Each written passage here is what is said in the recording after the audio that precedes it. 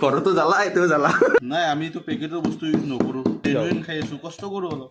আজি মাংসৰ কালাৰটো দেখিলে খাং খাং কৰিব, মানে এনেকুৱা মাংসৰ কালাৰ হৈছে। নমস্কাৰ বন্ধু বান্ধৱীসকল, আৰু এটা নতুন ব্লগলৈ আপোনালোকক স্বাগতম জনালোঁ।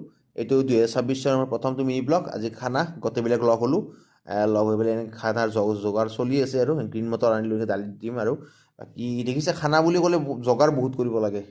বাকী জলকীয়া কিন্তু আমাৰ খানাত জলকীয়াটো দিয়ে আৰু দেই, বাপৰে বাপ। জলকীয়া দেখিছেনে? এই জলকীয়া খাই পেলাই 2 নম্বৰ ... আকন হয়। বাকী তেনেকুৱা এনেকৈ আৰু বাকী এতিয়াৰ লগতে দেখিছে নহয়, এই কি বুলি কয়, আদা নহৰুটো পেষ্ট কৰিছিলোঁ কেনেকৈ, তাক ভালকৈ চাই লওক এবাৰ।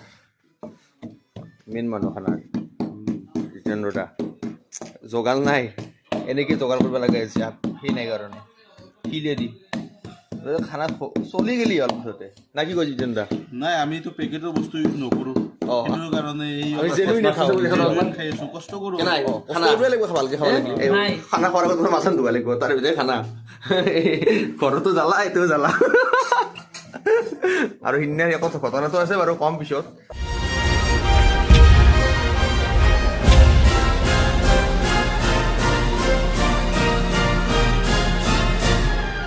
বাকী আৰু খানাৰ মাংসৰ কালাৰটো চাওক, কি কালাৰ না। আপোনাৰ প্ৰথমতে কৈছোঁ, এই মাংসটো মানে আল্টিমেট, মানে জিতেন্দ্ৰদাই বনাইছে, তেওঁ বনাই আমাৰ খানাত।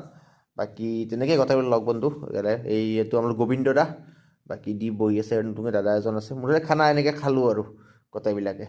চ' খানাও চেছ, মিনি ব্লগো চেছ, আৰু এটা নতুন মিনি ব্লগত আপোনালোকক লগ পোৱাৰ প্ৰতিশ্ৰুতি। আজিলৈ বাই বাই।